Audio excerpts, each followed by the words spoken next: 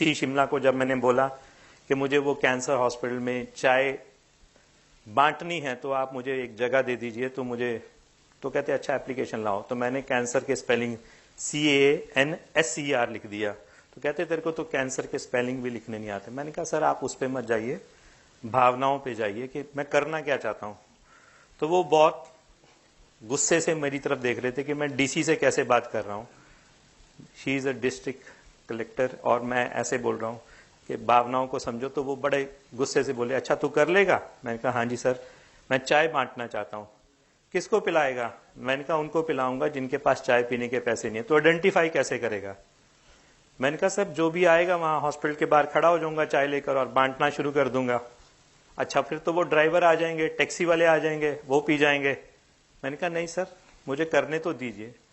और आप मानिए वो 6 महीने मुझे लग गए गवर्नमेंट से सिर्फ ये परमिशन देने के लिए कि मुझे उस हॉस्पिटल के बाहर चाय बांटनी है।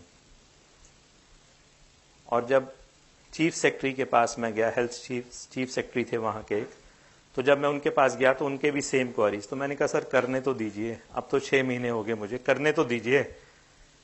तो पता नहीं उनके दिमाग में क्या आया, उन्होंने उसी लेटर पे कहा ओके सैंक्शन। तो मुझे एक बहुत छोटा सा एक कोना 90 स्क्वायर फीट का दे दिया जाए और इसको बनाओ अब। तो मुझे 2 लाख रुपया लग गया उस एरिया को डेवलप करने के लिए जहां मुझे सिर्फ मुफ्त में चाय बांटनी थी।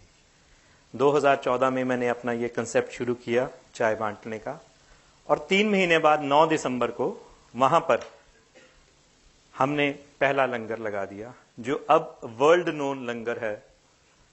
हॉस्पिटल के बाहर लंगर, जितने भी हम धार्मिक स्थानों पे लंगर भंडारे लगाते हैं वो अक्सर उन लोगों के लिए लगाते हैं जिनके पेट भरे हुए हैं, लेकिन हॉस्पिटल में जब हम लंगर लगा रहे हैं तो वो शायद उन लोगों के लिए है जिनके पास इलाज के भी पैसे नहीं है और उनको हम खिला रहे हैं। और ऐसे कई लोग हैं जिनके पास सचमुच इलाज के पैसे नहीं है और वो कैंसर के पेशेंट्स सबसे ऊपर हैं उसमें। मैंने सुना है बॉम्बे में भी एक टाटा मेमोरियल के बाहर कोई मिस्टर सावला लगाते हैं लंगर। तो मैं उनकी स्टोरी से भी काफी इंस्पायर हुआ। चलिए वो लंगर तो लगा दिया, अब उसको चलाना पड़ना था। तो हमने लोगों को एक आइडिया दिया, बर्थडेज एनिवर्सरीज कोई भी खुशी गमी हमारे साथ मनाइए, हमारे को 3100 रुपीज दीजिए और हम आपका वो कर देंगे ऑर्गेनाइज। हमने ये शुरू करते करते उस लंगर को आज इस मुकाम पर पहुंचा दिया है कि आज हम उस लंगर पे सारा दिन चाय, बिस्किट, ब्रेड, दलिया, फ्रूट, सूप, दिन का खाना, रात का खाना लगभग 2000 लोगों के लिए दे रहे हैं। और 45,000 रुपया हमारा रोज का खर्चा उस लंगर को लगाने के लिए आता है। और उस लंगर में पेशेंट्स, अटेंडेंट्स जो पूरे हिमाचल से आते हैं उनको हम खाना खिला रहे हैं।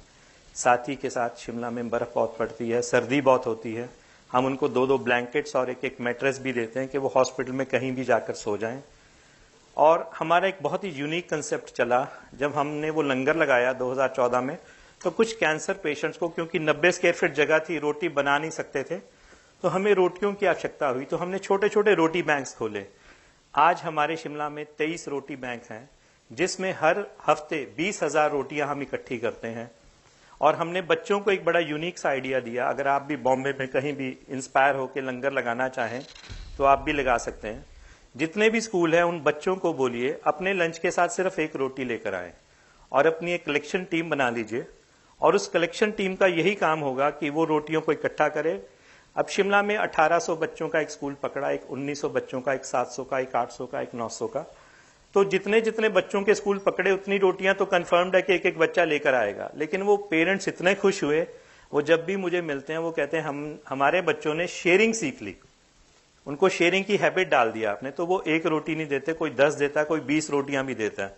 और शिमला में अब रोज मेरी वो एक वैन घूमती है जो रोटियां इकट्ठी करती हैं बच्चों से, लोकेलिटी से, जजेस से और ऑफिसेज से। हमने अपने 23 रोटी बैंक शिमला में चला दिए और अब हमारे पास सारा दिन लगभग 5-6 हजार रोटियां शाम तक पहुंच जाती हैं और हम उस लंगर को चला रहे हैं। और इससे एक बात सीखने को और मिली, कोई भी दुनिया का काम मुश्किल नहीं है अगर आप ठान लो तो। मैं अक्सर कहता हूं ठान लो तो हार लई, मान लो तो हार है। अगर हम ठान लेते हैं तो हार नहीं सकते, मान लिया तो हार है। जैसे वो कल फ्लाइट मिस हो जाती, मान लेता तो हार था कि चलो अब ये भी कैंसिल वो भी कैंसिल, चलो शिमला वापस चलते हैं। ठान लो तो हारेंगे नहीं। और एक चाइनीज प्रयोग है या जापानीज प्रयोग है, what one can do another can do. अगर मैं कर सकता हूं तो आप भी कर सकते हैं। लेकिन हम कई लोग ऐसा मानते हैं इंडियन कंसेप्ट में कि व्हाट, अगर ये नहीं कर सकता तो if he can't do how can I do, something like that. I just forgot what to say about it, कि जब ये नहीं कर सकता तो मैं कैसे करूं। लेकिन हमें अपने आप को हमेशा पॉजिटिव रखना है। पॉजिटिव इन द सेंस आगे बढ़ते रहना है, अपनी सोच को हमेशा पॉजिटिव रखना है, अपने भगवान अपने इष्ट को हमेशा मानते रहिए। आप जिसको भी मान रहे हैं उसके आगे प्रार्थना कीजिए। लेकिन ये सो कॉल्ड जितने हमने लिविंग धर्म गुरुज बना लिए हैं, ये हमें कहीं और ही लेकर जा रहे हैं, ये हमें अपने रास्ते से भटका रहे हैं। हम इनका रास्ता छोड़ें, अपने भगवान के साथ जुड़ें, और अगर अपने भगवान के साथ जुड़ते हैं, उसके आगे अरदास करते हैं, प्रार्थना करते हैं, तो मेरा ये मानना है कि कोई भी काम मुश्किल नहीं है। अब वो रोटी बैंक्स का इतना बड़ा फायदा हो गया कि अब वो बच्चे स्कूल प्रिंसिपल्स मुझे कह रहे हैं कि अब आप ना इन बच्चों को रेंडमली उस लंगर में भी ले जाओ, इनको दिखाओ what is the real pen. And every week, so many convent, big schools of Shimla are coming to that langar to see the real pain. They are doing the seva, they are doing the charity.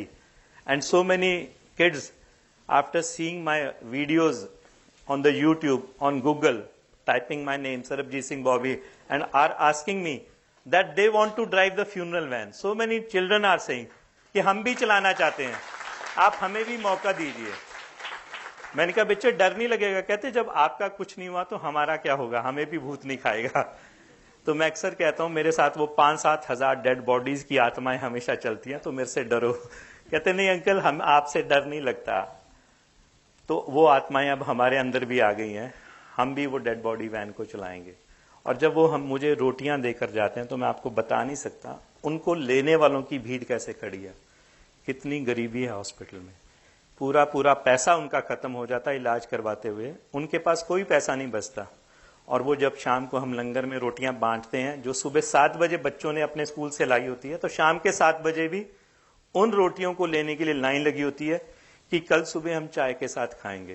कितने गरीब patients हैं, 3rd या 4th stage में हमारे उस cancer hospital में आ रहे हैं। और कितने ही मासूम बच्चे पिछले 4 सालों में मेरे सामने वहां पर मर गए हैं।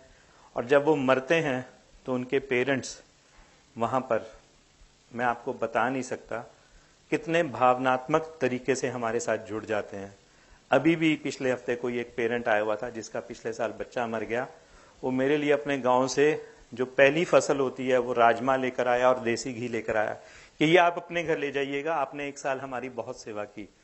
भावना ये नहीं थी कि वो मेरे लिए क्या लेकर आया था, भावना ये थी कि उसको उस लंगर में कितनी इंस्पायरिंग चीजें मिली कि हम निस्वार्थ भाव से उस लोगों की सेवा कर रहे हैं जिनको हम जानते तक नहीं। सेवा के असली मायने वही हैं, जब हम सेवा करते हैं तो केवल मानवता की सेवा करें, ह्यूमैनिटी की सेवा करें। पर्टिकुलर एक रिलीजन की सिर्फ अपने लोगों की सेवा ना करें, सबकी सेवा अगर करेंगे तभी हमारा इस जीवन में आने का उद्देश्य पूरा होगा।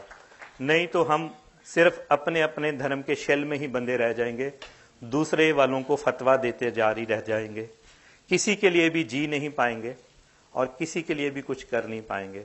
अगर मानवता की सच्ची सेवा करनी है तो ह्यूमैनिटी की सेवा सबसे बड़ी सेवा है। Humanity is the biggest religion, serve it if you can. Thank you so much.